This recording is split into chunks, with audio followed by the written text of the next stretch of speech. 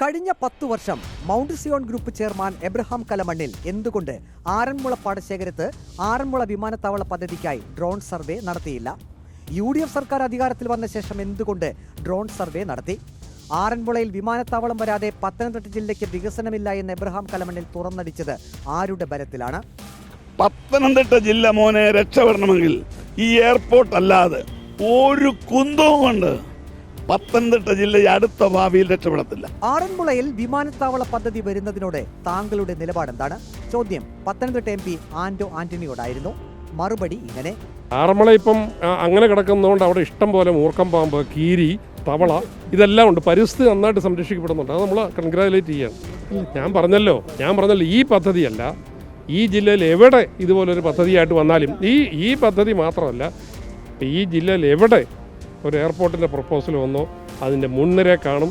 അത് ഈ ജില്ലയെ രക്ഷപ്പെടുത്താൻ വേണ്ടിയാണ്, ഇവിടുത്തെ പുതിയ തലമുറയെ ഈ നാട്ടിൽ നിർത്താൻ വേണ്ടിയാണ്. ഇപ്പം BBC-യുടെ റിപ്പോർട്ട് വന്നു, നിങ്ങൾ കണ്ടു, 66,800 വീട് കൂട്ടി താക്കോലിട്ട് ആളുകൾ താമസിക്കാൻ ആളില്ലാതെ പോവുക. ഇപ്പോൾ ഒരു പഠനം നടത്തിയാൽ അത് 1,00,000-ന് മുകളിൽ കാണും. കാരണം ആളുകൾക്ക് ജീവിക്കണമെങ്കിൽ അവർക്കൊരു തൊഴിൽ വേണം. ആ തൊഴിലിനുള്ളൊരു സാഹചര്യങ്ങളും ഈ ജില്ലയിലില്ല. അത് ഉണ്ടാക്കാൻ വേണ്ടിയുള്ള ശ്രമങ്ങളിൽ മുരട്ടിനായം പറഞ്ഞ് അങ്ങനെയുള്ള കാര്യങ്ങളെ ഒന്ന് ഒഴിവാക്കി മുന്നോട്ട് പോകാൻ അത് അനുവദിക്കില്ല.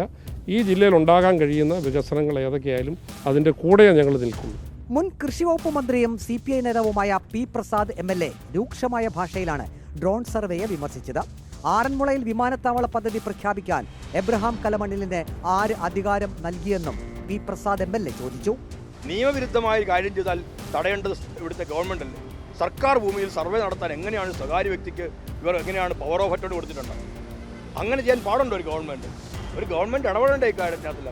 അതുകൊണ്ടാണ് ഞാൻ ജില്ലാ ഭരണകൂടത്തിൻ്റെയും കാര്യം പറഞ്ഞത്.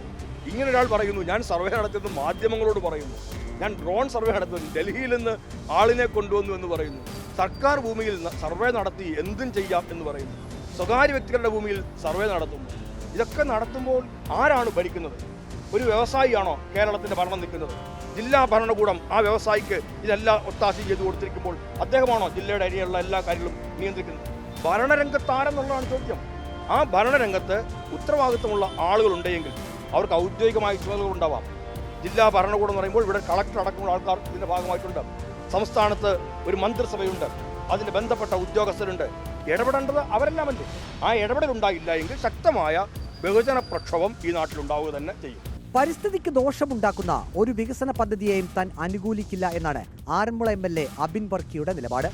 ജനങ്ങൾക്കും വിശ്വാസത്തിനും ദോഷമാകുന്ന ഒന്നിനെയും അനുകൂലിക്കില്ലെന്നും അബിൻ വർക്കി MLA പറയുന്നു.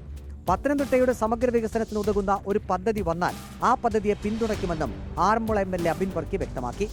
ആറന്മുള വിമാനത്താവള പദ്ധതി സംബന്ധിച്ച് സർക്കാർ ഒരു ഔദ്യോഗിക ചർച്ചയും നടത്തിയിട്ടില്ലെന്ന് മന്ത്രി റോജി M. ജോൺ വ്യക്തമാക്കി. ഗവൺമെന്റിന്റെ മുമ്പിൽ അങ്ങനെ ഒരു വിഷയം, വിമാനത്താവളവുമായി ബന്ധപ്പെട്ടുകൊണ്ട് ഒരു വിഷയം ഔദ്യോഗികമായിട്ട് വന്നാൽ മാത്രമാണ് നമുക്കതിനെ സംബന്ധിച്ച് എന്തെങ്കിലും മറുപടി ഔദ്യോഗികമായിട്ട് പറയാൻ സാധിക്കുകയുള്ളൂ.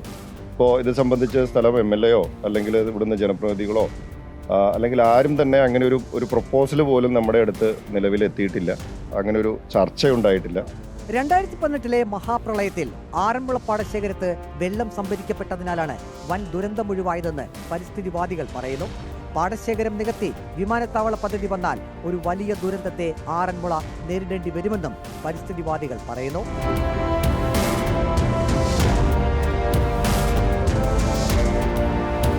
വീഡിയോ ജേർണലിസ്റ്റ് അജി കുടുംബനൊപ്പം reporter Praveen Purushothaman, in reporter, Pathanamthitta.